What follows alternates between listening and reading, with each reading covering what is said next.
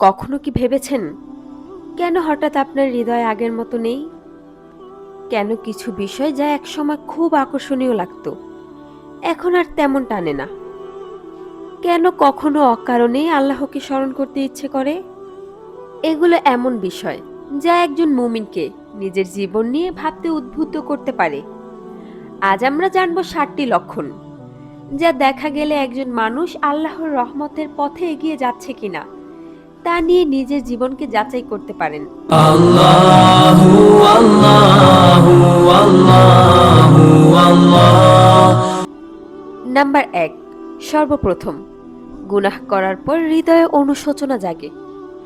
আগে হয়তো ভুল করেও কিছু মনে হতো না, এখন গুনাহ হলে অন্তর ভারী হয়ে যায়।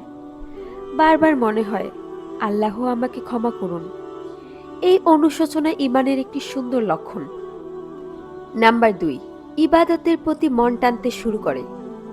আগে নামাজ কষ্ট মনে হতো, এখন নামাজ না পড়লে অস্থির লাগে। কুরআন পড়তে, দোয়া করতে বা জিকিরের সময় কাটাতে ভালো লাগে। এটি আল্লাহর নৈকট্যের দিকে অগ্রসর হওয়ার একটি আশাব্যঞ্জক পরিবর্তন হতে পারে। নাম্বার ৩, গুনাহের পরিবেশ থেকে দূরে থাকতে ইচ্ছে হয়। যে আড্ডা, ভিডিও বা অভ্যাস একসময় স্বাভাবিক লাগতো, এখন সেগুলো থেকে দূরে থাকতে মন চায়।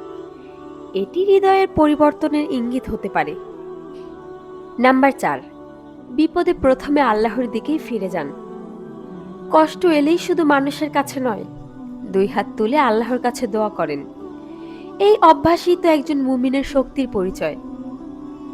নাম্বার ৫, দুনিয়ার মোহ কিছুটা কমে যায়। সবকিছু পেলেই সুখ হবে, এই ধারণা ধীরে ধীরে বদলাতে থাকে। আখিরাতের কথা বেশি মনে পড়ে, এটি হৃদয়ের পরিপক্কতার লক্ষণ হতে পারে। নাম্বার ৬, ভালো মানুষের সঙ্গ ভালো লাগে।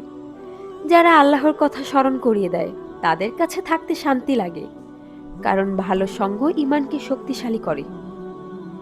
নাম্বার ৭, বারবার তাওবা করার ইচ্ছে হয়। আপনি হয়তো বারবার ভুল করছেন, তবুও আল্লাহর কাছে ফিরে আসছেন। হতাশ হচ্ছেন না, কারণ আল্লাহ তাওবাকারীদের ভালোবাসেন। এই ৭টি লক্ষণগুলোর কিছু যদি আপনার জীবনে দেখতে পান, তবে অহংকার নয়, বরং আল্লাহর শুকরিয়া আদায় করুন। আর যদি না পান, তবুও নিরাশ হবেন না। আজ থেকে একটি নামাজ, একটি তাওবা, একটি সৎ কাজ দিয়ে শুরু করুন। মনে রাখবেন, মহান রাব্বুল আলামিনের রহমতের দরজা সব সময় খোলা থাকে তার দিকে ফিরে আসা বান্দাদের জন্য।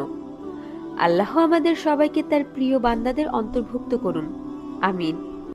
As I look to nature's beauty, dazzled am I.